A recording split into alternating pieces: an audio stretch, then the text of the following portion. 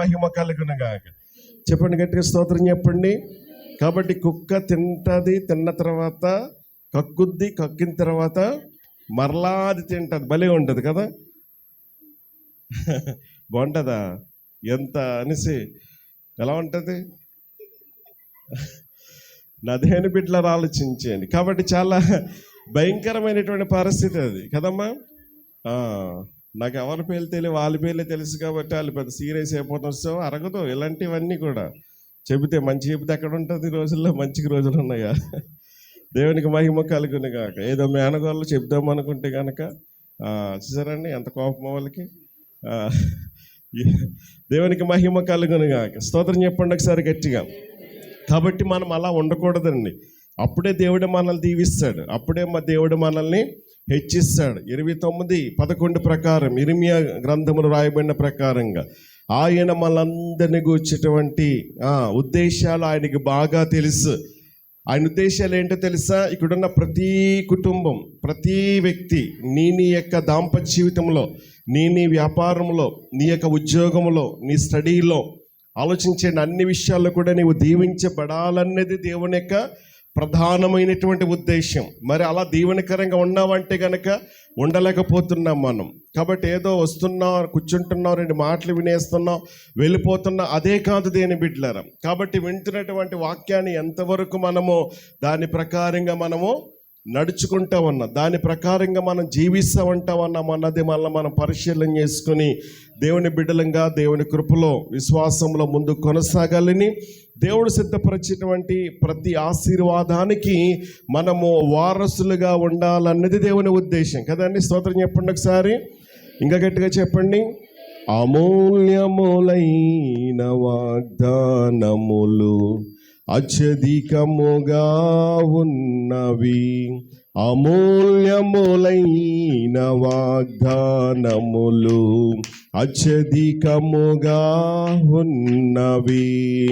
వాటిని మనము నమ్మిన ఎడల దేవుని మహిమను అనుభవించెదము.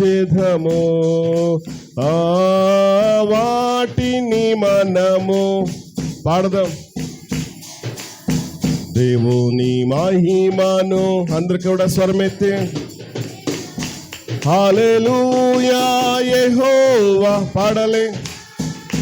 హల్లెలూయా యెహోవా షమ్మా, హల్లెలూయా ఆమేన్. స్వరమెత్తి మరొకసారి పాడదాం.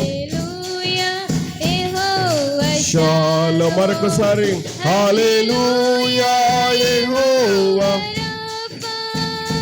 హల్లెలూయా యెహోవా, హల్లెలూయా యెహోవా, హల్లెలూయా యెహోవా, హల్లెలూయా. అమూల్యమైనటువంటి వాగ్దానములు ఎన్నంట? 1 కాదు, 2 కాదు, ఎన్నో ఉన్నాయి, అత్యధికములు. వాటిని గనక మనము నమ్మగలిగినట్లయితే ఆ వాగ్దానం దేవుడు తప్పనిసరిగా నీ జీవితంలో నెరవేరుస్తాడు. కాబట్టి మన జీవితంలో, మన ఆధ్యాత్మిక జీవితంలో ఎదురవుతున్నటువంటి సింహాలన్నీ కూడా చంపినటువంటి మనమందరము కూడా ఇక దేవుని పిల్లలము గనక, క్రీస్తు రక్తంలో కడగబడినటువంటి వారం గనక, ఆయన సొత్తుగా మనం ఉన్నాం గనక ఒకప్పుడు చీకటిలో ఉన్నాం, కానీ ఇప్పుడు ఆశ్చర్యకరమైనటువంటి వెలుగులోనికి మనల్ని ఆయన పిలిచాడు. పిలిచినటువంటి దేవుడు నమ్మదగిన వాడు, పరిశుద్ధుడు, ఉన్నతుడు, శ్రేష్ఠుడు. కాబట్టి ఆయన పిలుపు చాలా ఉన్నతమైనది, ఆ పిలుపు పరలోక సంబంధమైనది, ఆ పిలుపు పరిశుద్ధమైనది కనుక ఆ పిలుపునకు తగినట్లుగా మనము బ్రతకాలని చెప్పేసి దేవుని వాక్యం ద్వారా మనము హెచ్చరించబడుతూ ఉన్నాం. కనుక దేవుని యొక్క ఉన్నతమైనటువంటి ఆశీర్వాదాలు మనం పొందుకోవాలని అంటే ఈ మధ్యాహ్న కాల సమయంలో దేవుని బిడ్డలంగా మనలో ఉండకూడనది ఏంటో ఒక విషయాన్ని మీకు జ్ఞాపకం చేయాలని ఇష్టపడుతూ ఉన్నాను. ఒకవేళ ఆ స్వభావం గనక మనలో ఉంటే గనక ఈ రోజున మరొకసారి వాక్యపు వెలుగులో మళ్ళీ మనం పరిశీలన చేసుకుని ప్రభు ఈ స్వభావాన్ని నా నుండి తీసివేయి ప్రభువా.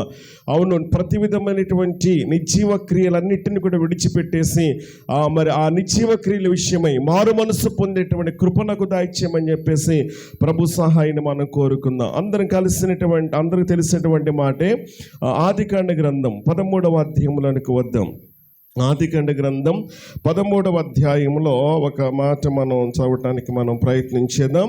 ఇక్కడ వ్రాయబడినటువంటి మాటను మనం ఆలోచన చేసినట్లయితే మనందరికీ తెలిసినటువంటి మాటే. అక్కడ అబ్రహాము గొర్రెల కాపరులు కనబడుతూ ఉన్నారు, లోతు యొక్క గొర్రెల కాపరులు కనబడుతూ ఉన్నారు. ఇక ఆ విషయాలన్నీ కూడా నేను చెప్పట్లేదు. దేవుడు అబ్రాహామును పిలిచాడు. పిలిచిన వెంటనే ఆ పిలుపుకు లోబడ్డాడా లేదమ్మా?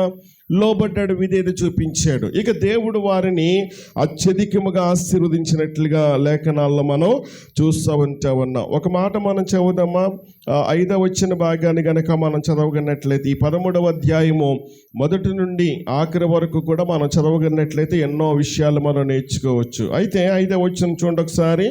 అబ్రాహాముతో కూడా వెళ్ళిన లోతుకును గొర్రెలు గొడ్లు గుడారములు ఉండెను గనుక వారు కలిసి నివసించుటకు ఆ ప్రదేశము చాలకపోయెను. ఎందుకనగా వారి ఆస్తి వారు కలిసి నివసించలేనంత విస్తారమై ఉండెనంట. దేవునికి మహిమ కలుగునుగాక. చూడండి, వారికి అంత ఆస్తి విస్తారమవడానికి గల కారణం ఏంటి? వారు అంతగా దీవించబడ్డానికి గల కారణం ఏంటంటే గనక అబ్రాహాము దేవుని మాటకు పిలిచినప్పుడు లోబడ్డాడు, విధేయత చూపించాడు. కాబట్టి పిలిచిన దేవుడు నమ్మదగిన వాడు గనక తన యొక్క వాగ్దానాన్ని అబ్రాహాం పట్ల నెరవేర్చడం లేదంటే గనక నెరవేర్చాడు. ఆలోచించండి, దేవుడు ఎంతగా వారిని ఆశీర్వదించాడు అని అంటే గనక ఇక వారికి ఆ లోతుకు తర్వాత ఇటు అబ్రాహాముకు కూడా గొర్రెలున్నాయి, గుడ్లున్నాయి, గుడారములు ఉన్నట్లుగా మనం చూస్తూ ఉన్నాం. ఇక ఆ ప్రదేశంలో వారు నివసించడానికి స్థలం అనేది సరిపోవట్లేదంట. స్థలం అనేది సరిపోలేనటువంటి ఆ పరిస్థితిలో 7వ వచనం మనం చూస్తున్నాము. అప్పుడు అబ్రాహాము పశువుల కాపరులకును లోతు పశువుల కాపరులకును ఏం పుట్టిందంటమ్మా? కలహము పుట్టెను అనేటువంటి మాటను అక్కడ మనం చూస్తూ ఉన్నాం. లోతు పశువుల కాపరులకును అబ్రాహాం గారి యొక్క పశువుల కాపరులకును ఏం పుట్టింది చెప్పండి? కలహము పుట్టెను.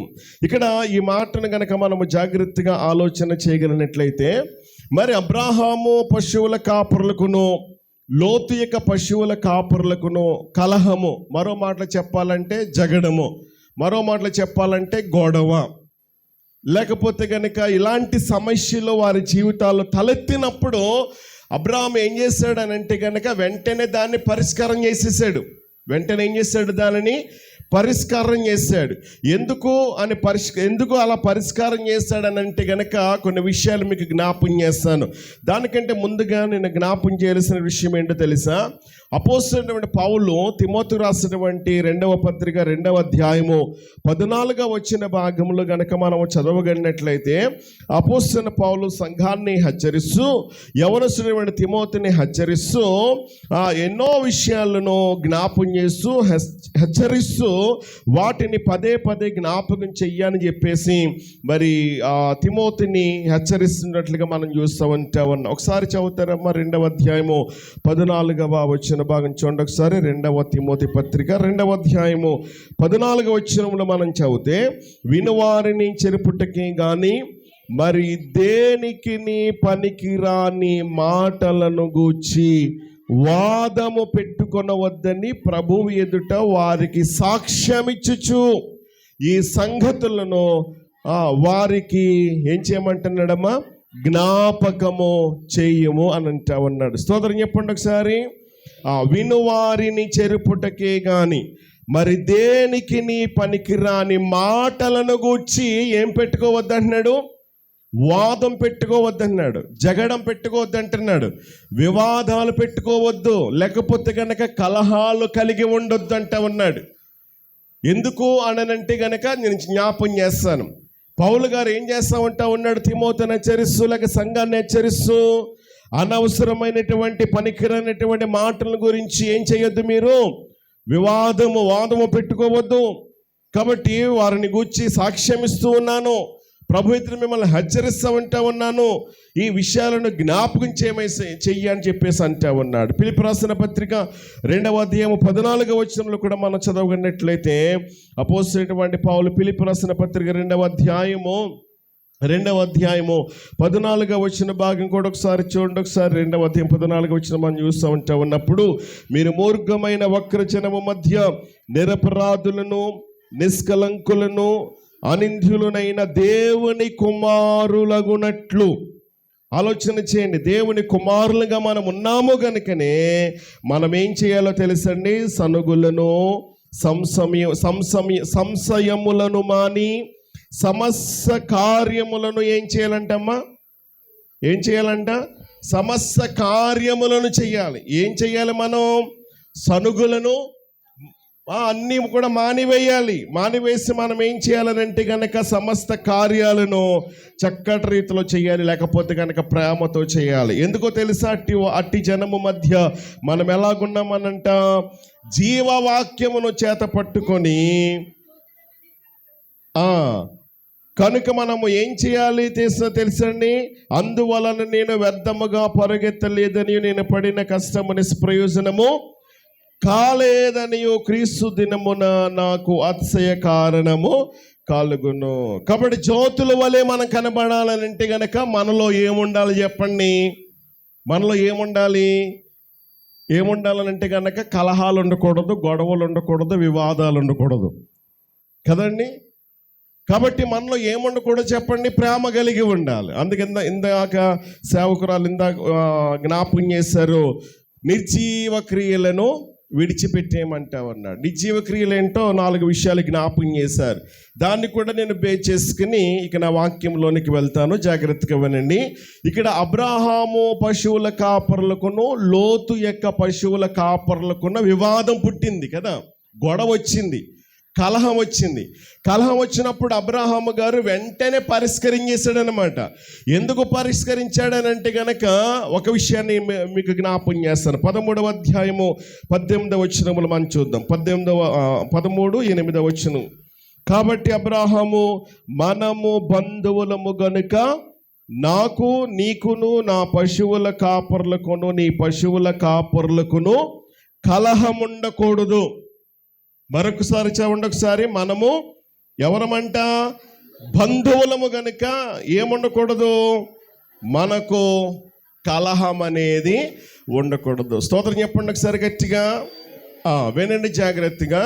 ఇక్కడ అబ్రాహాము పశువుల కాపర్లకును లోతు యొక్క పశువుల కాపర్లకు ఏమొచ్చింది, గొడవ వచ్చింది, కలహం వచ్చింది, వివాదం పుట్టినప్పుడు వెంటనే అబ్రాహాం గారు అక్కడ ఏం చేశాడు, వివాదాన్ని గొడవను అక్కడ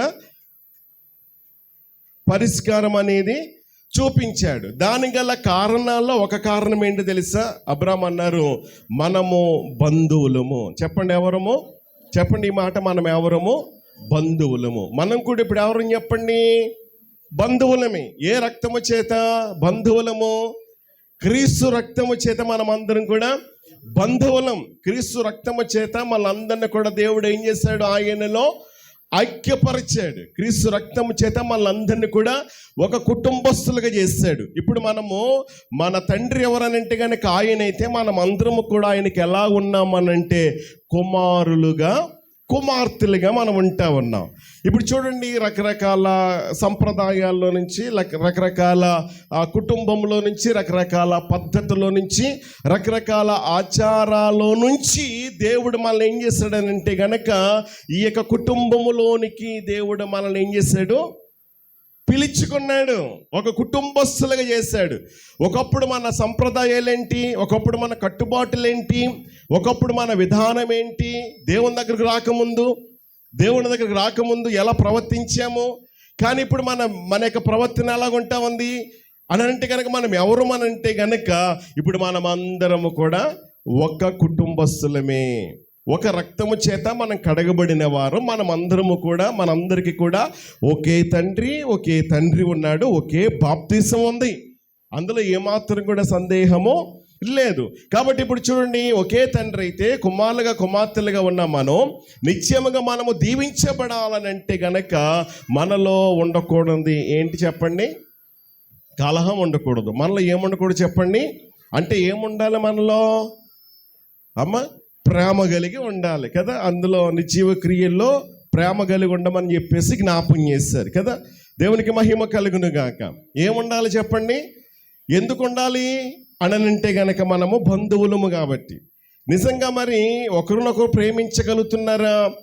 ఆజ్ఞలన్నీ కూడా ఎన్నో ఉన్నాయి, కానీ 100లో ఆజ్ఞను 10 చేశాడు దేవుడు. ఈ 10 కష్టమని చెప్పేసి నూతన నిబంధనకు వచ్చేసరికి ఏం చేశాడు? 2 చేసేసాడు. ఈ 2 ఒకటేంటి? ప్రాముఖ్యమైనది, ప్రధానమైనది అన్నింటికంటే. ఒకటేంటి ఒకటి చెప్పండి. పూర్ణాత్మతో, పూర్ణ మనస్సుతో, పూర్ణ బలముతో ఏం చేయాలి? దేవుణ్ణి ప్రేమించాలి. అసలు ఇది ప్రధానమైనది, ఇంకా అది ముఖ్యమైనది. ఇక దాని తర్వాత వచ్చేది 2వ ఆజ్ఞ ఏంటి తెలుసండి? మరి మనం ప్రేమించగలుగుతున్నామా? ప్రేమ గురించి పాడగలం, ప్రేమ గురించి చెప్పగలం. ఎదుడు సహోదరి పలకరించినప్పుడు, ఎదుడు పడినప్పుడు ప్రైజ్ లార్డ్ సిస్టర్ గారు బాగున్నారా అని ఎంతమంది పలకరిస్తున్నారు చెప్పండి?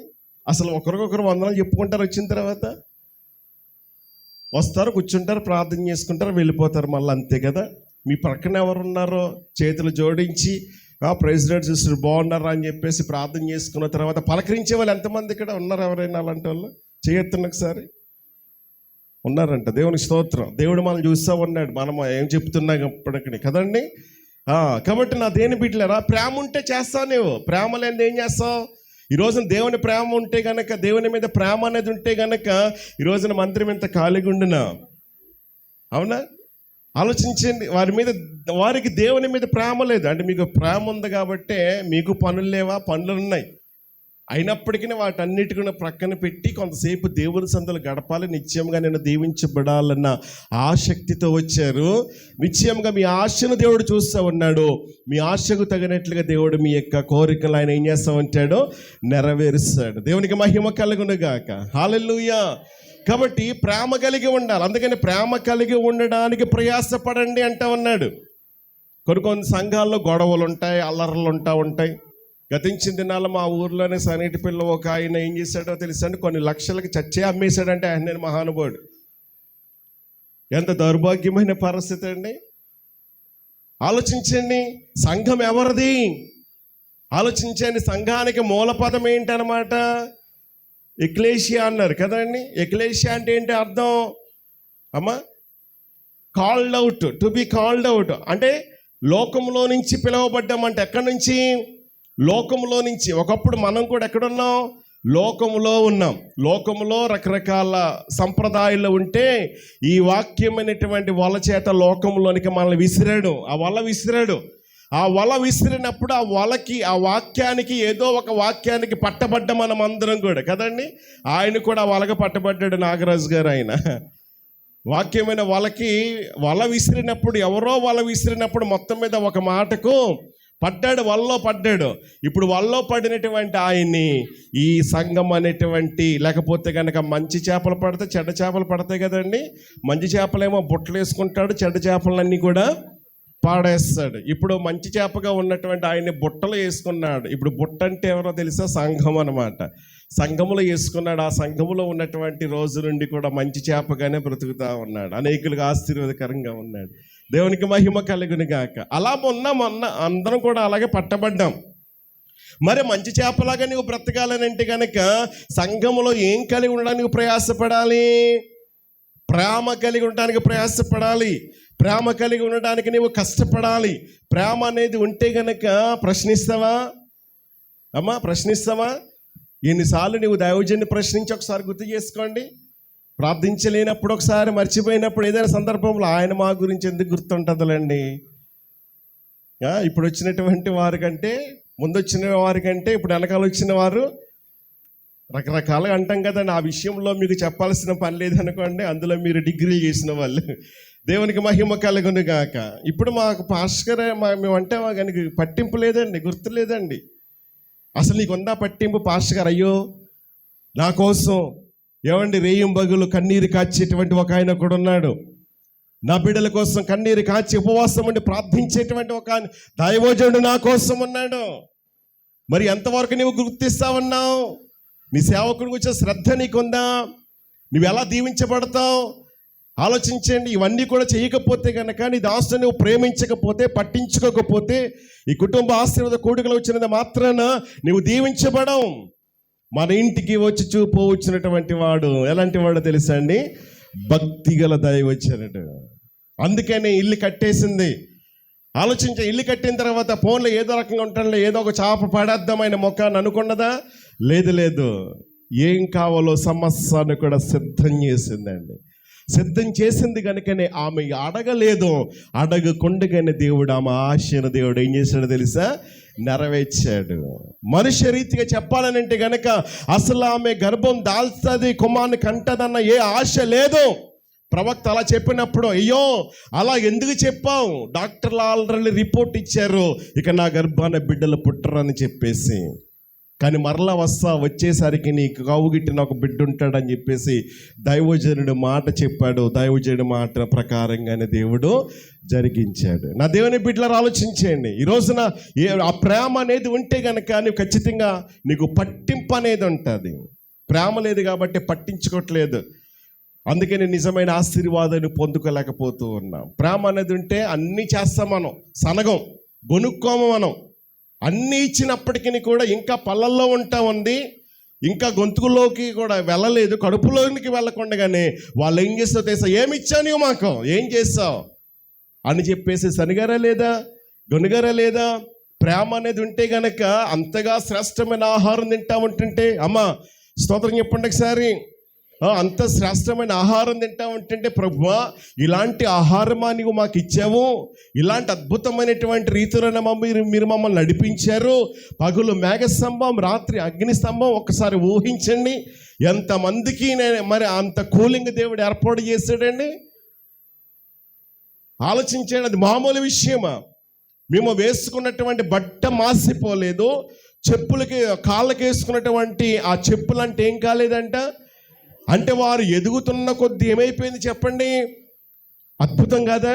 ఇంత అద్భుతం చేస్తావు ప్రభు అని చెప్పేసి కృతజ్ఞత కలిగి దేవుణ్ణి ప్రేమించాల్సినటువంటి వారు దేవుని మీద సనిగారు కనుకనే అనేక మంది వాగ్దానం చేయబడినటువంటి వాగ్దాన దేశంలోనికి వారు ఏం చేయలేకపోయారు. ఈ రోజున వాగ్దానం చేయబడినటువంటి ఆ పరలోకములు మనం ఉండాలి అని అంటే కనుక ఆలోచించేయండి. యుగ యుగాలు సదాకాలం మనం ఉండేది ఈ భూమి మీద అని అంటే కనుక భూమి మీద కాదు, భూమి మీద కొద్ది కాలమే మనం ఉంటాం. యుగ యుగాలు సదాకాలం మనం ఏం చేయబోతున్నాం? ఎక్కడ ఉండబోతున్నాం చెప్పండి? పరలోకములో మనం ఉండబోతూ ఉన్నాం. కనుక ఆ పరలోకములో మనం ఉండాలి అని అంటే కనుక భూమి మీద మనము ఏమి కలిగి ఉండడానికి ఏం చేయాలో తెలుసండి? ఏం ప్రయాసపడాలి? ప్రేమ కలిగి ఉండడానికి ప్రయాసపడాలి. కొంతమందిలో ఏముంటుందో తెలుసా? ఎప్పుడు కూడా గొడవలు పెట్టుకుంటూనే ఉంటారు. కొందరు అంటూ ఉంటారు, ఆమె గొడవల మనిషి అండి, ఆమె గొడవల మనిషి అండి బాబు అని చెప్పేసి అంటారు. మొన్నటి దినాన్ని ఒక ఆమె మా అక్కడ సంఘంలోనూ ఒక కూడికి పెట్టారండి. కూడికి పెడితే భర్త చనిపోయారనమాట, మొదటి వార్షికోత్సవం అనమాట. అంటే ఆదరణ కూడికి పెట్టారు. వాళ్ళు హైందవులో నుంచి రక్షించబడితే వాళ్ళు కూడా చాలా మంచి జీవితాన్ని జీవించారు. అయితే ఆ అక్కడ ఉన్న పాస్టమ్మ గారు నాతో చెప్పారు, ఏమన్నారు తెలుసా అండి? ఒకవేళ గనక మన సంఘస్థులు ఎవరన్నా వెళ్ళకపోతే గనక ఆమె చాలా గొడవ పెట్టేస్తుందండి, ఊరుకోదండి, చాలా గొడవ క్రియేట్ చేస్తుందండి బాబు. సంఘం అంతటికి చెప్పండి బాబు, అందరినీ రమ్మని చెప్పేసి. ఉన్నారు ఇలాంటి వాళ్ళు సంఘాల్లో? ఆ సంఘంలో కాదు, ప్రతి సంఘంలోనూ ఉన్నారు ఇలాంటి వాళ్ళు. ఇలాంటి వాళ్ళకి సంఘం వారి వల్ల సంఘానికి ఏమైనా ఉపయోగకరం అంటే, దైవజనులకు ఏమైనా ఉపయోగకరం అంటే కనుక ఉపయోగకరం లేదు. వాళ్ళు ఉండడం ఎందుకు, రావటం ఎందుకు? ఆలోచన చేయండి. నీవు అలాంటి మనస్తత్వం కలిగినటువంటి వ్యక్తివైతే, అలాంటి గొడవల వ్యక్తివైతే ఆలోచించండి. ఈరోజు నువ్వు ఎంత భక్తి చేసినా, ప్రార్థన చేసినా ప్రార్థన వినడం. కలహానికి దూరంగా ఉండాలి.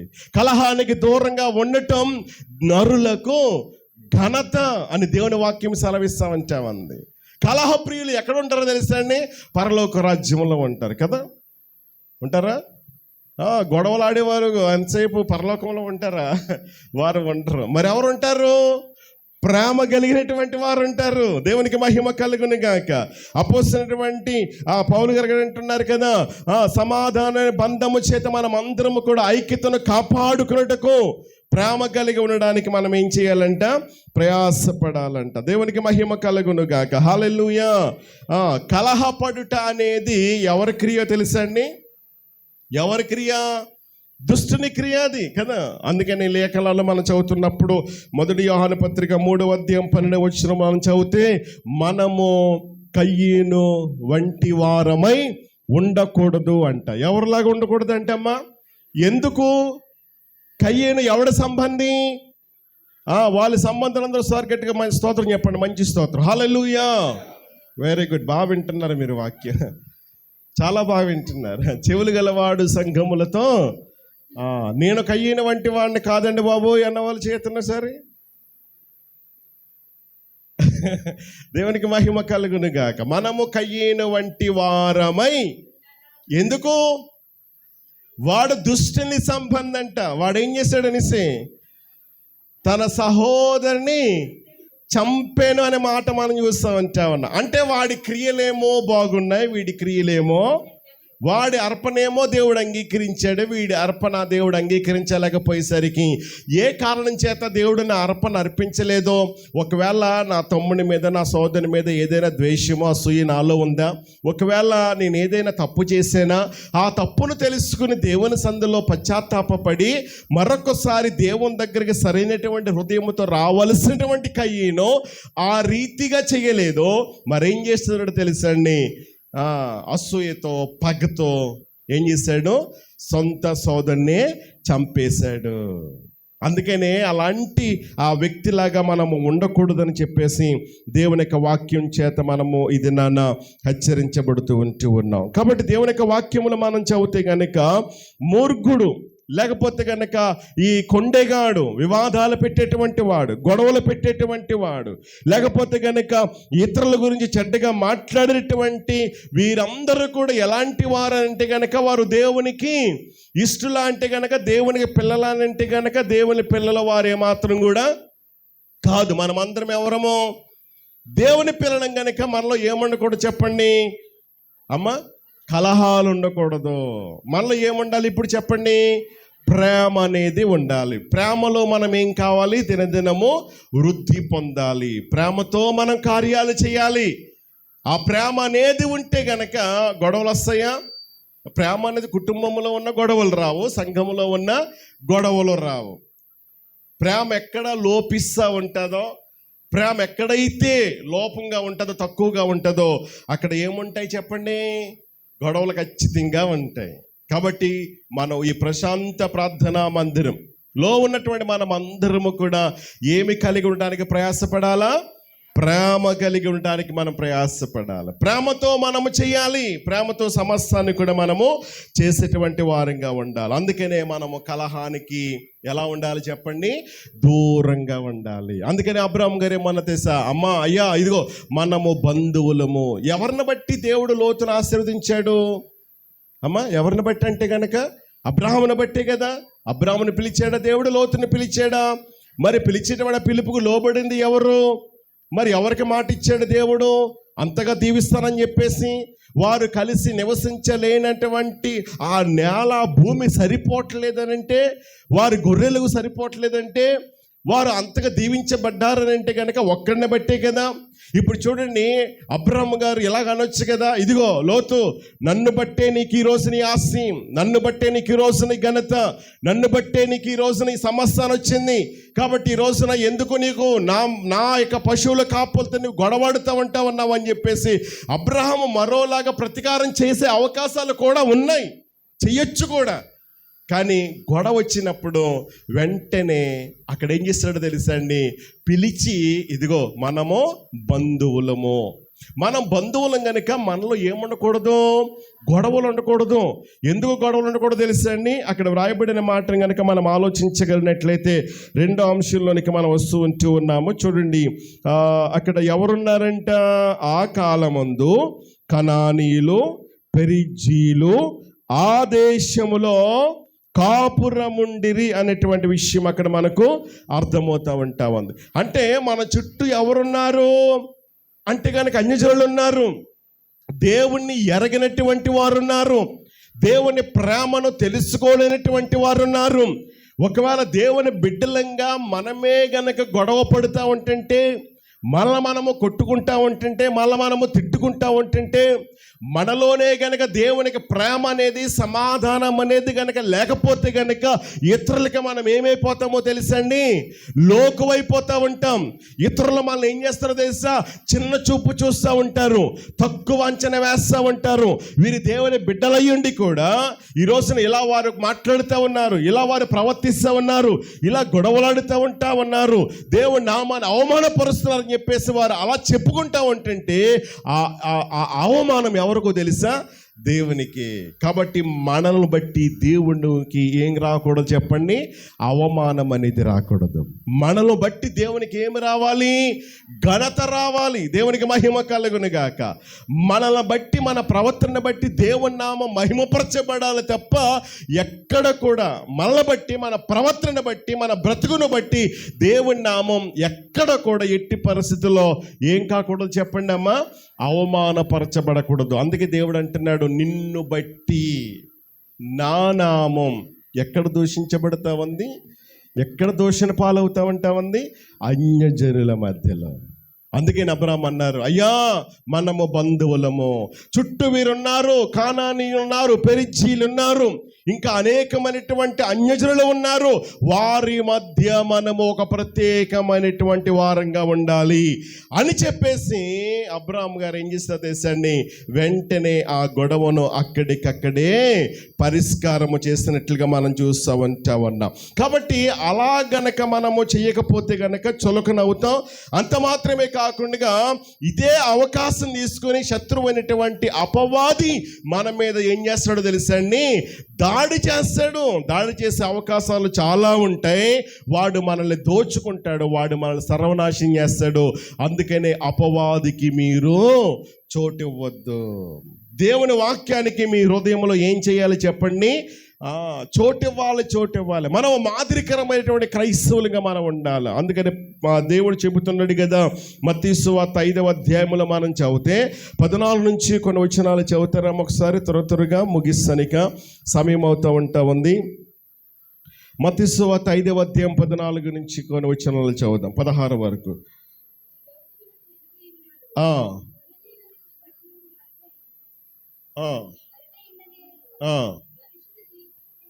చూడండి, కొండ మీద ఉన్నటువంటి పట్టణం ఎలాగుంటుంది, అది మరుగు చేయబడుతుందా అమ్మా, అందరికీ కనబడుతుందా, అందరికీ కనబడదా? పైన ఉన్నటువంటి పట్టణం అందరికీ కనబడుతా ఉందా? చూడండి, మనుష్యులు దీపాన్ని వెలిగించి ఏం చేస్తారు, మంచం కింద పెడతారు, ఎందుకని అందరికీ వెలుగునివ్వటానికి కదా. అంతేనా చెప్పింది, రాంగ్ చెప్తున్నాను. దేవునికి మహిమ కలుగును గాక. చెప్పండి గట్టిగా, స్తోత్రం చెప్పండి.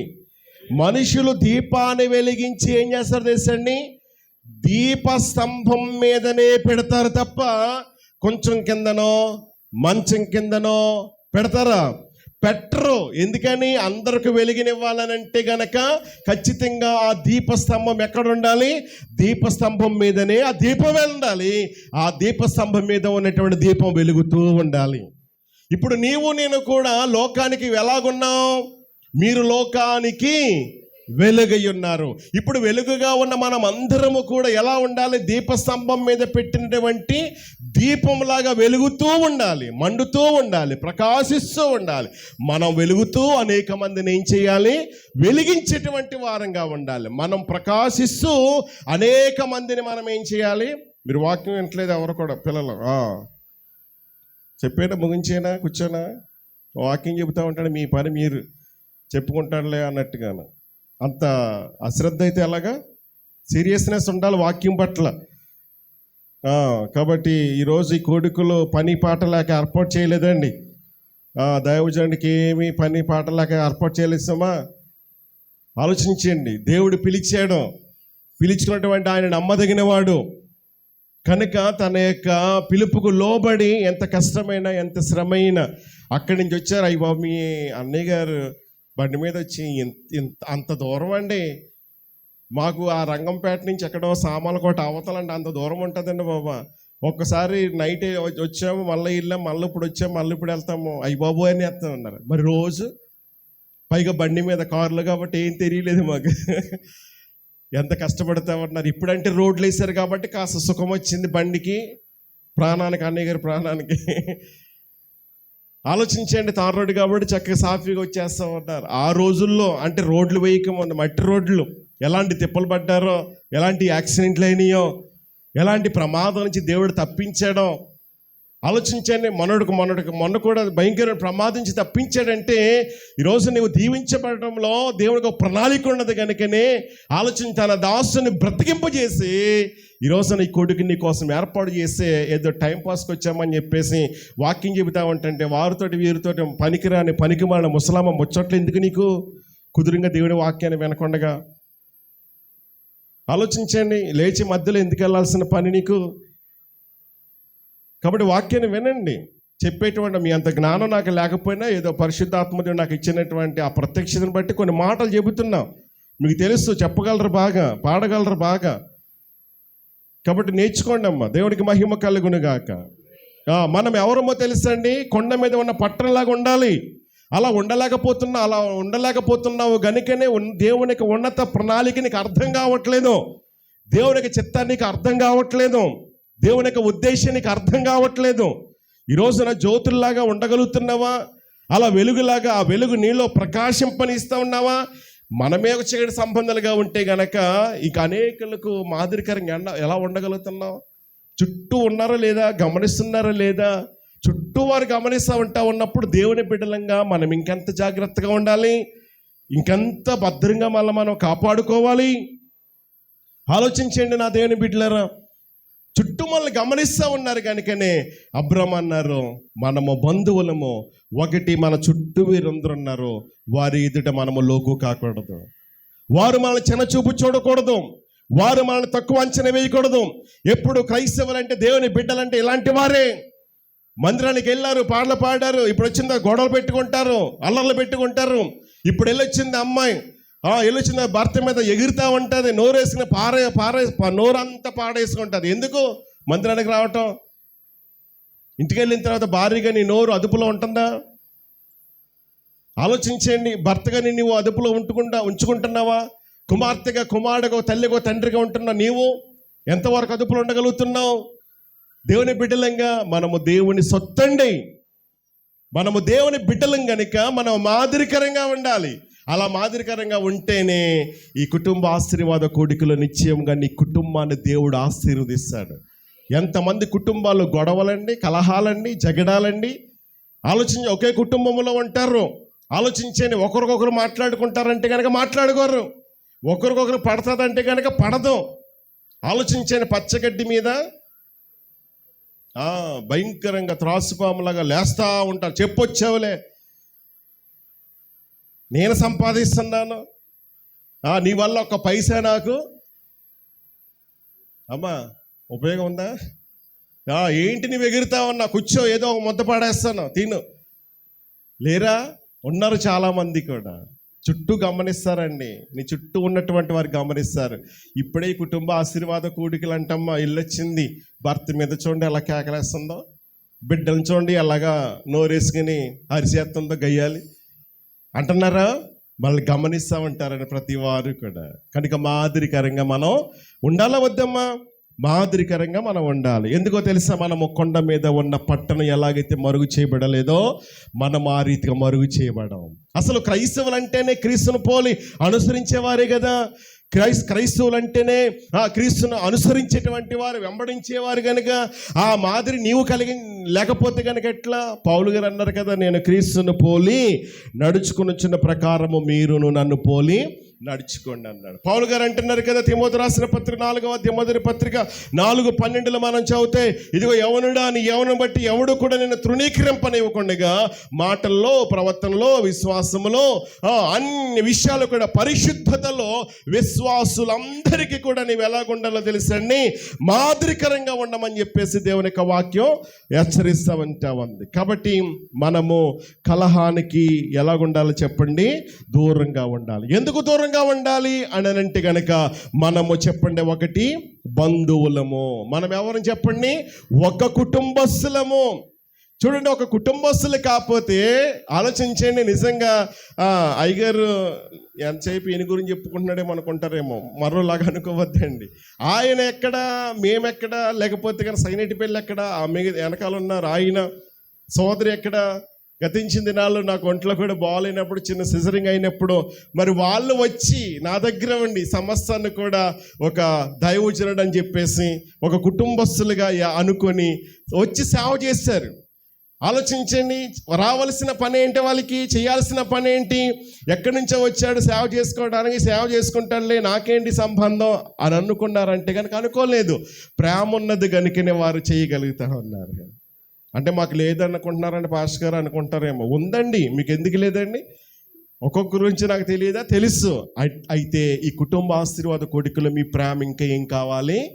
ఒకవేళ ప్రేమలో సన్నగిల్లిపోతున్నారేమో, ప్రేమలో నిర్లక్ష్యం చూపిస్తున్నారేమో, ప్రేమలో నటిస్తున్నారేమో, ప్రేమలో ఆలోచన చేయండి, ఆలోచించండి, అదేంటి ప్రేమ ఉన్నట్టు కూడా లోపల ఒక రకంగా బయటకు ఒక రకంగా ఉంటున్నావేమో. అందుకని కుటుంబం దీవించబడలేదు. ఈ రోజున ప్రేమలో మనం ఎలా ఉండాలి చెప్పండి, అభివృద్ధి పొందుతూ ఉండాలి. మన ప్రేమలో సత్యము ఉండాలి, మన ప్రేమలో యథార్థత ఉండాలి, మన ప్రేమ స్వార్థము లేనిటువంటిదిగా ఉండాలి. ప్రేమ పత్రిక ఉంది కదా లేఖనాల్లో, ఎక్కడుంది అమ్మా? కొరింథీయులకు రాసిన ప్రేమ పత్రిక అంటారు కదా, 13వ అధ్యాయంలో ఉంటుంది కదా. ప్రేమ లేని వాడనైతే నేను ఎంత ప్రవచించేటువంటి వరము నాకు ఉన్నా, ఎంత కృపా వరాలు నాకు ఉన్నప్పటికీ కూడా ప్రేమ లేకపోతే వ్యర్థుడును అని చెప్పేసి మాట్లాడుతూ ఈ 3 నిలుస్తాయంట. ఏంటయి? విశ్వాసము, నిరీక్షణ, ప్రేమ. ఈ 3 మరీ శ్రేష్టమైనది ప్రేమ అంటున్నాడు. దేవునికి మహిమ కలుగును గాక. చెప్పండి గట్టిగా సోదరం, చెప్పండి ఒకసారి. ఆ ప్రేమ, క్రీస్తు ప్రేమను మనము కలిగి ఉండాలి. క్రీస్తు ప్రేమను మనం ఏం చేయాలి? ఇతరులకు చూపించాలి. ఆ ప్రేమను చూపించడం ద్వారా అనేక మంది క్రీస్తు దగ్గరకు వస్తారా, రారా? అమ్మా, నీవు ప్రేమ ద్వారా ఎంతమందిని క్రీస్తు దగ్గరకు అన్యజనులు నడిపించగలుగుతున్నామా? ఆ ప్రేమ నీలో ఉంటే ఖచ్చితంగా నువ్వు చెప్పవసరం లేదు, నీ ప్రవర్తన నిన్ను బట్టిని ఏం చేస్తావో తెలుసా అండి, వారు దేవుని దగ్గరకు వచ్చే అవకాశాలు చాలా ఉంటాయి. కానీ మనం అలా బ్రతుకుతున్నామంటే కనుక బ్రతకలేకపోతూ ఉన్నాం. కనుక సంఘం నీ ద్వారా ఆశీర్వదించబడాలి, సంఘం నీ ద్వారా మేలులు పొందాలి, సంఘం నీ ద్వారా దినదినం ఏమవ్వాలో తెలుసా, అది అభివృద్ధి కావాలి. సంఘం నిన్ను బట్టి ఏం కాకూడదు, నాశనం కాకూడదు, అభివృద్ధికి ఆటంకం నువ్వు కాకూడదు. ఆలోచించండి, ఆ ఆటంకపరిచే వ్యక్తివి నీవైతే గనక ఈ రోజున సరిచేసుకో. ఇలాంటి కలహాలు పెట్టే మనిషిని నేను, గొడవలు పెట్టే మనిషి నేను సంఘంలో, దేవుని సేవకులు తెలియకుండా ఆలోచించాను. కానీ పాస్టర్ నన్ను చాలా మంచోడు, మంచిది అనుకుంటున్నారు, కానీ ఇలాంటి స్వభావం నాలో ఉన్నది ప్రభువా, తెలియట్లేదయ్యా. దైవజనికి మోసం చేస్తున్నాను, దైవజని కాదు నిన్ను మోసం చేస్తా ఉన్నాను. ఈ కుటుంబ ఆశీర్వాద కొడుకు నా పాపాన్ని ఒప్పుకుంటూ ఉన్నాను. ఈ గొడవలను పెట్టే మనిషి స్వభావం నాలో ఉండకూడదు ప్రభు అని చెప్పేసి నీవు పశ్చాత్తాపడగలిగినట్లయితే ప్రభు నీ జీవితంలో నిజమైన ఆశీర్వాదాలు దేవునికి ఇవ్వటానికి ఆయన ఇష్టపడుతూ ఉన్నాడు. ఒకటి, కలహానికి మనం దూరంగా ఉండాలి. ఎందుకు? మనము బంధువులు, మనమందరం ఒక కుటుంబమే, ఒక కుటుంబం. మర్చిపోకండి ఎప్పుడు కూడా, ఒక కుటుంబం. మనం నోట్లేంటదే, మనమందరము ఒక కుటుంబం. శ్రద్ధ లేకపోతే ఇలాంటివి వస్తాయండి. అంటే ఆ పిల్లకి వాక్యం పట్ల నేను చెప్పడం వాళ్ళకి ఇష్టం లేదు కాబట్టి అలాగా ఎదురుగా ప్రవర్తిస్తూ ఉన్నారు. ఒక గ్రామాధికారి, పంచాయతీ ప్రెసిడెంట్ గారు, ఎమ్మెల్యే గారు వచ్చి మైకి పెట్టినలాగా మాట్లాడారు అనుకోండి, అలాగే కూర్చుంటాం కదా, అలాగే వింటాం కదా. వింటామా మనం? ఎంత బాగా కూర్చుంటాం, నిద్రపోతావా ఎమ్మెల్యే గారి ముందు? ఆఫ్టర్ ఎమ్మెల్యే కంటే గొప్పతో కూడా దేవుడు. రాజులకే రాజు ఆయన. ఆ రాజు ముందు నువ్వు ఎలా ఉండాలి? ఆ రాజు ముందు నీ ప్రవర్తన ఎలా ఉండాలి? ఆ రాజు సన్నిధిలో నువ్వు ఎలా ఉండాలి చెప్పండి? కుటుంబ ఆశీర్వాద కూడికలు ఇవన్నీ నేర్చుకుందాం. మన బలహీనతలు ఒప్పుకుందాం, మన పొరపాట్లు మనం ఒప్పుకుందాం, తెలుసుకుందాం. దావీదు అన్నాడు, నా బుద్ధిహీనత నాకు తెలిసే ఉంది, నాకు జ్ఞాన హృదయం కలిగి చేయమని చెప్పేసి మోషే భక్తుడు ప్రార్థించినట్లుగా ప్రభువా నిజమైన ఆశీర్వాదాలు పొందుకోవాలంటే కుటుంబములు ఎలా ప్రవర్తించాలో, సంఘములు ఎలా ప్రవర్తించాలో నాకు నేర్పించు ప్రభు అని చెప్పేసి ప్రభు సహాయాన్ని కోరుకుని దేవునికి ఇష్టలుగా మీరు బ్రతకాలన్నది దేవుని ఉద్దేశం. అందుకే తన దాసుల ద్వారా ఈ మాటలు దేవుడు వినిపిస్తామంటామన్నాడు. కాబట్టి కొన్నిసార్లు మాటలు కష్టమైనప్పటికీ కూడా ఆలోచించండి. లెక్కలు పగవాడంట లెక్కలేని ముద్దులు పెడతాడంట, అంతేనా? మేలు కోరి స్నేహితుడు నిన్ను గాయం చేస్తాడంట. ఇప్పుడు గుద్దులు కావాలా ముద్దులు కావాలా చెప్పండి మీకు? అమ్మా, గుద్దులు అయితేనే మంచి కదండి. దేవునికి మహిమ కలుగును గాక. దేవుని వాక్యం చేత మనము హెచ్చరించబడుతూ ఉన్నప్పుడు ఈ హెచ్చరిక నా కోసం అని అనుకోవాలి. ముగింపులకు వచ్చాను. మనము కలహము లేని వారిగా ఉండాలి. ఎందుకు? ఒకటి, మనము బంధువులము, మనము కలహాలు లేని వారంగా ఉండాలి. 2, ఎందుకని? చుట్టూ మనల్ని గమనిస్తారు కాబట్టి మన మాదిరికరంగా మనం ఉండాలి. ఇక 3వది, కలహం లేని వారంగా మనం ఉండాలి. ఎందుకు అని అంటే గనక సామెతలు 17:23 వచ్చిన మనం చూస్తూ ఉన్నప్పుడు, కలహమునకు దూరముగా ఉండుట నరులకు ఘనత అంట. నీకు ఘనత ఎప్పుడు తెలుసండి? గొడవలాడే మనిషిని, అలర్లో పెట్టేటువంటి మనిషిని, గిల్లిగద్యాలు ఏమండి అక్కడ మాట ఇక్కడ మాట చెప్పేసేటువంటి వారందరిని కూడా మనుషులు భలే మెచ్చుకుంటారు కదా, భలే గణపరుస్తారు వాళ్ళని కదా, గణపరుస్తారా? అసహించుకుంటారు కదా. అంటే నీకు ఘనత రావాలంటే ఏం కావాలా? నీకు ఘనత రావాలంటే ఏం చేయాలమ్మా? అమ్మా, కలహానికి నీవు దూరంగా ఉండాలి. అందుకని 17వ అధ్యాయం, అదే సామెతలు 17వ అధ్యాయము 14 వచ్చిన మనం చూస్తూ ఉంటున్నప్పుడు అక్కడ వ్రాయబడిన మాట ఏంటో తెలుసండి అమ్మా? కలహారంభము నీటి గట్టున పుట్టు ఊట వంటిదంట. ఇప్పుడు చూడండి, కలహం అనేది ఎలా ప్రారంభం అవుద్దంట?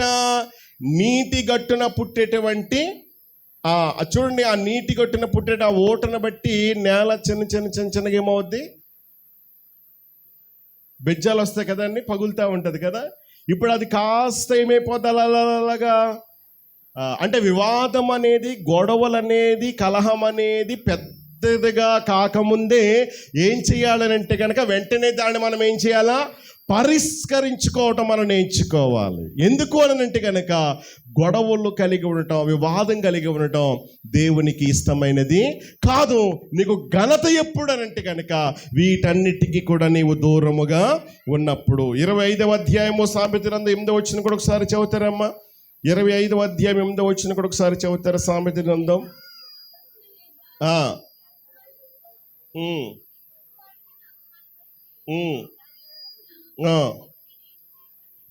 దేవునికి మహిమ కలుగునుగాక. హల్లెలూయా. ఇంకా చాలా విషయాలు ఉంటా ఉన్నాయి కానీ చెప్పడానికి ఇష్టపడలేదు. ముగింపులకు నేను వస్తూ ఉన్నాను. ఆలోచన చేయండి, జాగ్రత్తగా వినండి. మనం ఎందుకు దూరంగా ఉండాలంటే, మనకు ఘనత కావాలి అని అంటే గనక మనం ఏం చేయాలి చెప్పండి? దేవుడు మనల్ని ఘనపరచాలి అని అంటే కనుక ఏం చేయాలమ్మా? మనం ఎలాగుండాలి చెప్పండి? వేటికి దూరంగా ఉండాలి? అందుకనే అబ్రాహాము గారికి విషయాలన్నీ తెలుసు గనుక, మనం బంధువులము గనుక, చుట్టూ ఉన్నారు గనుక, దేవుడు మన ద్వారా ఘనపరచబడాలంటే, మనకు కూడా ఘనత రావాలి అని అంటే గనుక మనము కలహాలు పెట్టుకునే వారంగా ఉండకూడదు, గొడవలు పెట్టుకునేటువంటి వారంగా ఉండకూడదు. ఇదిగో దేవుని కృపను బట్టి దేవుడు నన్ను దీవించాడు, ఆ పిలుపుని లోబడ్డాను గనుక ఇక మనము నివసించలేనంతగా ఈ స్థలం ఉన్నది గనుక, ఇదిగో నీవు తూర్పు తట్టుకు వెళితే నీవే ఎన్నుకో. ఇప్పుడు ఆ ఎన్నుకునేటువంటి అవకాశాన్ని కూడా ఎవరికి ఇచ్చాడు? ఎంత మంచోడైతే ఇస్తాడు. ఇప్పుడు అబ్రాహాము స్థానంలో మీరే ఉన్నారనుకో, మీరే అంతగా దీవించబడ్డారనుకో, ముందే మీరు కోరేసుకుంటారు, ముందే మనం ఎన్నిక చేసుకుంటాం, అంతే కదా. కానీ అబ్రాహాం ఏమన్నా తెలుసా, ఇదిగో నీవు అటు వెళ్తావా, నేను ఇటు వెళ్తాను, నువ్వు ఇటు వెళ్తావు అటు వెళ్ళు అని చెప్పేసి లోతు గారికి అవకాశాన్ని ఇచ్చేసాడండి. ఎంత మంచివాడు చూడండి. ఎందుకు తెలుసా, చుట్టూ వీరందరూ ఉన్నారు, తక్కువ అంచనేస్తారు, మనం చులకనైపోతూ ఉంటాం, సాతానికి చాలా హేళనగా ఉంటుంది. వాడు అదే అదునుగా తీసుకుని ఇంకా గొడవలు కాస్త పెడతా ఉంటాడు, సమాధానం లేకుండా చేస్తాడు, నెమ్మది లేకుండా చేస్తాడు. ఇదంతా ఎందుకు అని చెప్పేసి వెంటనే సమస్యను ఏం చేశాడు, పరిష్కరించాడు. అందుకే 133వ సంకీర్తన మనందరికీ తెలుసు, ఏంట, ఎంత మేలు ఎంత మనోహరము. మేలెప్పుడు, మనోహరం ఎప్పుడు, ఐక్యత ఉన్నప్పుడు. ఐక్యత లేకపోతే, ఐక్యత లేని చోట ఏముంటుంది, దుర్గంధం. ఐక్యత ఉన్న చోట సువాసన, ఎంతో సువాసన, ఎంత మేలు అంటున్నాడు. కాబట్టి సంఘములు ఏముండాలి, ఐక్యత ఉండాలి తప్ప ఐక్యతను పాడు చేసే అల్లర్లు. కొంతమంది ఐక్యతను పాడు చేస్తారండి, దెబ్బతీస్తారు సంఘంలోనే ఉంటూ కూడా. కాబట్టి అందుకని మనం దీవించబడలేకపోతూ ఉన్నాం. అందుకని ఈ రోజున కృపగల దేవుడు ఉదయకాల సమయంలో మనల్ని హెచ్చరిస్తూ ఉన్నాడు. ఆ వ్యక్తివి, ఆ స్వభావం నీవైతే నేనైతే కనుక మార్చుకోవడానికి ప్రయత్నించేద్దాం. ఆ యొక్క మరి అలాంటి స్వభావానికి మనం అందరం కూడా దూరంగా ఉందాం. దేవునికి ఇష్టలుగా మనము జీవించగలిగినట్లయితే, చెప్పాను గత రాత్రి, ఆకాశపు వాకిళ్ళను విప్పి పట్టజాలంత విస్తారమైనటువంటి దీవెనలు కుమ్మరిస్తాడు. దేవాది దేవునికి మనందరి పట్ల మంచి ఉద్దేశాలా, చెడు ఉద్దేశాలా? మంచి ఉద్దేశాలు. అవి ఎలాంటివంట, హాని చేసేవి కాదు. కాబట్టి ఈ 2వ ఉదయకాల సమయంలో ప్రభు నీతో మాట్లాడుతున్న మాట, నేను ఆశీర్వదిస్తాను, నేను అభివృద్ధి పరుస్తాను. నీ స్థితి మొదట కొద్దిగా ఉన్నప్పటికీ కూడా ఈ రోజు నుంచి రాబోతున్న దినాలన్నిటిలో కూడా ఉద్యోగంలో, వ్యాపారంలో, స్టడీలో, దాంపత్య జీవితం, అన్ని విషయాల్లో, నీ చేతి పనులన్నిటిలో కూడా నేను నీకు విజయం ఇస్తాను, నిన్ను వృత్తులను తీసుకొస్తాను, నేను అభివృద్ధి పరుస్తాను. నీ జీవితంలో అసాధ్యం అనుకున్నది నేను సాధ్యపరుస్తాను. నీ జీవితం నీకు కావాల్సిన నెమ్మదినిస్తాను, స్వస్థతనిస్తాను, అన్ని విషయానికి తోడుగా ఉంటానని చెప్పేసి వాగ్దానం చేసిన దేవుని యొక్క ఉన్నతమైనటువంటి ఆశీర్వాదాల వాగ్దానాలన్నీ మనం పొందుకోవాలంటే ఒకటి రోజున మనం చేయాల్సింది ప్రేమ కలిగి ఉండటానికి మనం ప్రయాసపడాలి.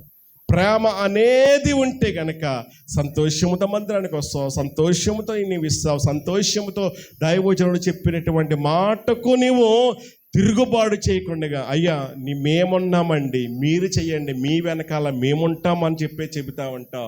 లేదు అని అంటే కనుక మళ్ళా, లేకపోతే కనుక మొన్నే జరిగింది, లేకపోతే కనుక మళ్ళీ ఈ సెలవుల్లో ఆయనకేంటి పని, లేకపోతే ఊరు వెళ్దాం అనుకున్నాం, అది చేద్దాం అనుకున్నాం, ఈయనకేమి పని పాట లేదని చెప్పేసి అనుకోవద్దు సుమా. దేవునికి ఒక మంచి ఉద్దేశం ఉంది కనుకనే ఈ రోజున దేవుడి కూడికలో ఎవరి కోసం చెప్పండి అమ్మా, మన కోసం కాదు, ఎవరి కోసం? నా కోసం అని చెప్పండి. నీకోసమే, మరి నీకోసమే. కాబట్టి ఈరోజు నీ కూడికలతో నువ్వేం చేయబడాలి? దీవించబడాలి, ఆశీర్వదించబడాలంటే ఈ రోజున మనం ఏమి నేర్చుకున్నాం? నిత్య క్రియను విడిచిపెట్టేయాలి. అందులో కలహానికి ప్రాముఖ్యంగా మనం ఏం చేయాలి? దూరంగా ఉంటే దేవుడు నీకు ఘనతనిస్తాడు. అలాంటి ఘనత, అలాంటి హెచ్చింపు, అలాంటి అభివృద్ధి ఈ దినాన చేరి వచ్చిన నీకు, నాకు, మనందరికీ అనుగ్రహించునుగాక. ఆమేన్. మరి 2వ రోజు కూడా చక్కటి అవకాశాన్ని కల్పించినటువంటి దేవుని సేవకులన్నీ గారి ప్రత్యేకంగా వందనాలు తెలియజేసుకుంటే మీకు అందరికీ కూడా హృదయపూర్వకమైన వందనాలు తెలియజేస్తూ ఉన్నాను. Thank you all. స్తోత్రం, హల్లెలూయా. ఈ పగటి కాలంలో 2వ కూడికలో 2 మాటల ద్వారా దేవుడు మనల్ని బలపరిచాడు. కుటుంబ ఆశీర్వాద కూడికలో కుటుంబములో ఆశీర్వాదం నిలబడాలి అని అంటే మొదటి మాట చెప్పండి, కుటుంబంలో ఏముండాలి? ప్రేమ ఉండాలి. ఏముండాలమ్మా? ప్రేమ ఉండాలి. బిడ్డలకి తల్లిదండ్రుల పట్ల ప్రేమ ఉండాలి, తల్లిదండ్రులకి చెప్పండి బిడ్డల పట్ల ప్రేమ ఉండాలి. నటన అనేది కుటుంబంలో ఉండకూడదు. చాలామంది బిడ్డలు తల్లిదండ్రులు ఎదుట నటిస్తూ ఉంటారు. నటన తల్లిదండ్రులకి ఏమి పోతండి, మీ జీవితాలు పాడైపోతాయి. తల్లిదండ్రులకి ప్రియులారా, మీరు తెలియకుండా ఏదైనా చేస్తే తల్లిదండ్రులకు పోయేదేమీ లేదు. ఇంటి దగ్గర డాడీ చక్కగా మమ్మీ భోజనం వంట చేస్తే క్యారేజ్ పెట్టిస్తే డాడీ నిన్ను శుభ్రంగా తయారు చేసి నీకు బూట్లు వేసి షూస్ వేసి సాక్స్లు వేసి క్యారేజ్ ఎట్టి డ్రెస్ వేసి నిన్ను తీసుకెళ్ళి వ్యాన్ ఎక్కించి డాడీ ఇంటికి వచ్చి మమ్మీతో అంటారు, మమ్మీ అడుగుతుంది, వ్యాన్ వచ్చిందండి, వచ్చింది, ఎక్కించేశారు, వెళ్ళిపోయిందా, వెళ్ళిపోయింది. ఇవన్నీ మమ్మీకి తెలుసు, అయినా అడుగుతుంది. మళ్ళీ డాడీ అంటారు, వచ్చింది, ఎక్కించాను, వెళ్ళిపోయింది అని చెప్తారు. ఇప్పుడు మమ్మీ డాడీ యొక్క ఆలోచన ఏంటంటే, నా కూతురు ఈరోజు వేద కాలేజీకి వెళ్ళింది, భాష్యం కాలేజీకి వెళ్ళింది, లేకపోతే చైతన్య కాలేజీకి వెళ్ళింది, నా కూతురు ఇలా చదువుతుంది అని చెప్పి అంతరంగంలో వారు ఊహల మేడలు కట్టుకుంటూ ఉంటారు. నువ్వు వెళ్ళి ఏటుకొట్టు మీద కూర్చున్నావు అనుకో, డాడీ ఇక్కడ నిన్ను బస్ ఎక్కించేసిన తర్వాత ఆ కాలేజీకి ముందు బస్ స్టాప్లోనే నువ్వు దిగిపోయి ఏటుకొట్టు మీదకి వెళ్ళిపోయావు అనుకోండి, డాడీకి అన్నం అరగదంటారా అయ్యాలా? మమ్మీకి అన్నం అరగదంటారా అయ్యాలా? చెప్పండి. మమ్మీకి పోయేదేమీ కూడా లేదు, కానీ మీ జీవితం అర్ధాంతమైపోతూ ఉంటుంది. కాబట్టి ప్రియమైనటువంటి దేవుని బిడ్డలారా, ప్రేమ విషయంలో నటన అనేది ఉండకూడదు. వాస్తవమైనటువంటి ప్రేమ కుటుంబంలో ఉండాలి. ఎప్పుడైతే ఆ ప్రేమ నీ కుటుంబంలో ఉంటుందో అప్పుడే కుటుంబ ఆశీర్వాదము నీ మీదకి దిగి వస్తుంది. దేవునికి స్తోత్ర. రెండో మాట, మొదటిగా సేవకురాలు ప్రేమను గురించి జ్ఞాపకం చేశారు. రెండో మాట తమ్ముడు సేవకులు జ్ఞాపకం చేశారు. చెప్పండి. కలహమునకు దూరంగా ఉండాలి. అంటే కలహానికి దూరంగా ఉండాలంటే మనం ఏం చెయ్యాలి అమ్మా? కలహానికి దూరంగా ఉండాలంటే అక్షయ్ మనం ఏం చెయ్యాలి? కలహానికి దూరంగా ఉండాలంటే క్షమాపణ కలిగి ఉండాలి. ఆమేన్. ఏం కలిగి ఉండాలమ్మా మేరీ? మా అమ్మమ్మ నిన్న అన్నది నేను మర్చిపోలేదు. కాదు, మా అమ్మమ్మ అన్నది, నానమ్మ అన్నది. క్షమించే గుణం కలిగి ఉండాలి. బయటోళ్ళు కాదు కదా, బయటోళ్ళ అమ్మమ్మ బయటది కాదు కదా, నానమ్మ బయటది కాదు కదా, ఇంట్లో వాళ్ళు బయటోళ్ళు కాదు కదా. కాబట్టి ఏ గుణం కలిగి ఉండాలమ్మా? క్షమాపణ కలిగి ఉండాలి. అద్భుతం కదా, కృప కలిగిన దేవుడు. ఎందుకో మరి ఈరోజు పరిశుద్ధాత్మ దేవుడు. నిజానికి సేవకులంగా మామూలు విషయాలు మాట్లాడుకుంటాం తప్ప ఇవాళ నువ్వేం చెప్తావు, ఇవాళ నువ్వేం మాట్లాడతావు, ఇలాంటి విషయాలు మేము మాట్లాడుకోం. కానీ ఎందుకో దేవుడు పాస్టర్ గారు లేట్ అయ్యారని చెప్పి అంశాన్ని ఎత్తుకున్నప్పుడు ప్రేమ క్షమాపణ అంశాలను తీసుకుని రెండు మాట్లాడుతూ ఉన్నప్పుడు సేవకురాలు ఆమె నోట దేవుడు ప్రేమ అనే పదాన్ని ఉంచాడు. సేవకుడు నిలబడినప్పుడు ప్రియులారా క్షమాపణ అనే పదాన్ని ఉంచి అద్భుతమైన రీతిలో దేవుడు మాట్లాడాడు. కాబట్టి నేను ముగిస్తూ అంటాను, ఈ కూడికలలో మన కుటుంబం బాగుండాలి, మన బిడ్డలు బాగుండాలి, నా భర్త బాగుండాలి, నా భార్య బాగుండాలి, నా కొడుకు బాగుండాలి, నా కూతురు బాగుండాలి, నా అల్లుడు బాగుండాలి, నా కోడలు బాగుండాలి, నా మనములు బాగుండాలి. కోరుకోవటంలో తప్పు లేదు. అలా ఉండాలి అనంటే ఆశీర్వాదం మన మీదకి దిగాలి అనంటే ఆయన కృప మన మీద నిలవాలి అనంటే ప్రియులారా రెండు మాటలు మరోసారి చెప్పండి, ముగించుకుందాం. ఒకటి ప్రేమ, రెండు క్షమాపణ. ప్రియులారా యవన బిడ్డలు ఉన్నారు. నేను అప్పుడప్పుడు మీ మమ్మీని అడుగుతాను, మీరెంత ప్రేమిస్తూ ఉన్నారు, మీరెంత క్షమిస్తూ ఉన్నారు? దేవుడు మనల్ని అత్యధికంగా హెచ్చించాలి అని అంటే ప్రియులారా అబ్రహాము, ఇస్సాకు, యాకోబు వారి జీవితాలను మనం చూస్తూ ఉన్నప్పుడు, భక్తుడైనటువంటి దావీదు మనం చూస్తూ ఉన్నప్పుడు ఒకటి ప్రేమ కలిగి ఉన్నారు, రెండు క్షమాపణ కలిగి ఉన్నారు. దావీదుని గురించి మనం ఆలోచన చేస్తే దావీదుని చంపాలి అని చెప్పి బాణం వేశాడు, శూలం వేశాడు. ప్రియులారా తప్పించుకున్నాడు, ఎన్నో పర్యాయాలు తప్పించుకున్నాడు. నన్ను చంపే వ్యక్తి ఇప్పుడు నా చేతికి దొరికాడు. ప్రియులారా ఇప్పుడు నేనేం చెయ్యాలి? చంపేయాలి. కానీ భక్తుడైన దావీదు ఏం చూపించాడు?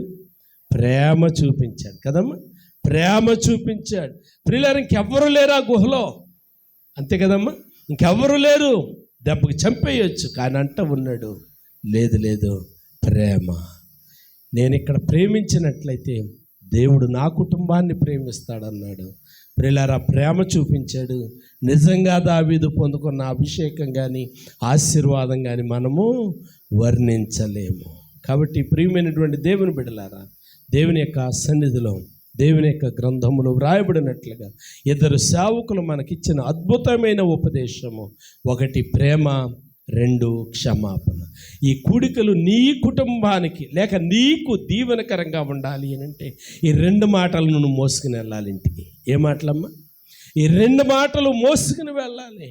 మా బావగారు కీర్తిశేషులైనటువంటి పాస్టర్ గారు ఆయన వర్తమానం ఇస్తున్నటువంటి రోజుల్లో, ఆయన బ్రతుకున్నటువంటి దినాల్లో ఓ మాట చెప్తూ ఉండేవారు. ఎక్కడికి వెళ్ళినా కానీ రెండు మాటలు భుజాన్ని వేసుకెళ్ళు అంటూ ఉండేవారు. రెండు మాటలు ఏం చేయాలంట? భుజాన్ని వేసుకెళ్ళాలి. సంచి భుజాన్ని వేసుకెళ్తారు కానీ మాటల భుజాన్ని వేసుకెళ్తారు. ఆయన అలా చెప్తూ ఉండేవాడు. చాలా చలోక్తిగా మాట్లాడుతూ ఉండేరు బావుగారు.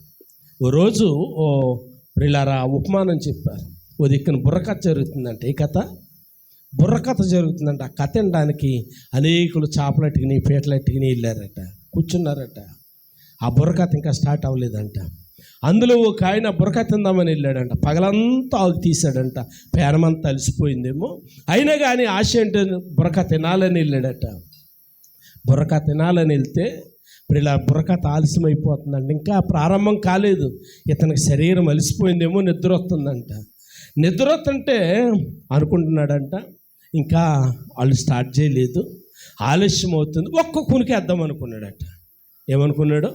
ఒక్క కునికేద్దాం అనుకున్నాడట. ఒక్క కునికేసాడు. ఆ ఒక్క కునికేసి లెగిసినప్పటికీ ఓట్ ఆఫ్ థ్యాంక్స్ జరుగుతుంది. ఏం జరుగుతుందమ్మా? వందన సమర్పణ జరుగుతుంది.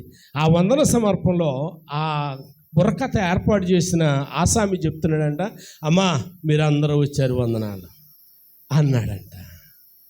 అయ్యగారు లేచినప్పటికీ ఏంటిది ప్రారంభ ముగింప అర్థం కాలేదు. అయినా వింటున్నాడు. మీరందరూ వచ్చారు వందనాలు అన్నాడట. పిల్లల రెండో మాట అంటున్నాడంట, చాలాసేపు కూర్చున్నారు వందనాలు అన్నాడట. మూడో మాట అన్నాడట, జాగ్రత్తగా వెళ్ళరండి అన్నాడట. మూడు మాటలు అర్థం కాలేదు. సరే భుజాన్ని వేసుకున్నాడు. అందరూ లెగిసి వెళ్ళిపోతుంటే ఈయన కూడా లెగిసి వాళ్ళతో వెళ్ళడం ప్రారంభించాడు. ఈలోగడ ఏం జరిగిందంటే, ఆడిల్లు దోసుకోవాలని దొంగలడ్డారంట ఇంట్లోనే. ఎవరడ్డారు? దొంగలడ్డారంట. దొంగలడితే ఈ మూడు మాటలు భుజాన్ని వేసుకుని వెళ్ళిపోయాడు. నోట్లోనే పెట్టుకున్నాడు మాటలు. ఇంటికి వెళ్ళిపోయి ఆ తలుపు తీసుకుని మంచం మీద కూకున్నాడు. మతిపోతుంది, బుర్రకొట్టేసుకుంటున్నాడు. ఎంతో ఆసక్తితో బుర్రకా తినాలని వెళ్ళాను, ఆ నిద్రపోయాను అని చెప్పి బాధపడిపోతూ అనుకుంటున్నాడంట. మీరందరూ వచ్చారు వందనాలు అనుకుంటున్నాడంట. ఏండి చాలాసేపు కూర్చున్నారు వందనాలు అంటున్నాడంట. జాగ్రత్తగా వెళ్ళరండి అంటున్నాడు. ఈలోగడ ఏం జరిగిందంటే, ఆ ఇంటిని దోసుకోవాలని దొంగలు ఆ ఇంట్లో పడ్డారు కదా. ఎప్పుడైతే ఈయన తలుపు తీసుకుని ఇంట్లోకి వెళ్ళారు, గబగబా దొంగలు ప్రియులారా అక్కడే ఉన్నటువంటి మంచం పక్కన దాక్కున్నారంట. ఈడొచ్చేసాడు అని చెప్పి ఇప్పుడు ఆ దాక్కున్న వాళ్ళు అనుకుంటున్నారంట, మీరందరూ వచ్చారు వందనాలంటే మనందరినీ కూడా ఈయన చూసేశాడు, మనందరినీ చూసేశాడు అనుకుంటున్నారంట. ప్రియులారా మరి కూర్చున్నారు కదా దాక్కోవాలని చెప్పి చాలాసేపు కూర్చున్నారు.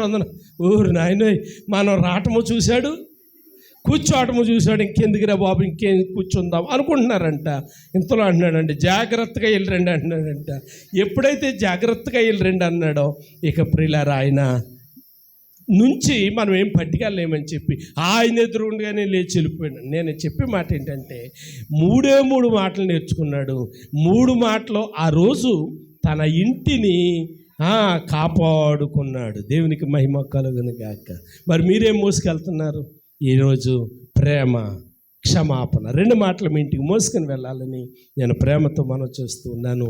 దేవుడు ప్రియులారా ఈ మాటలను మన కొరకు దీవించును గాక. ఆమేన్. నైసి కట్ చేయవా?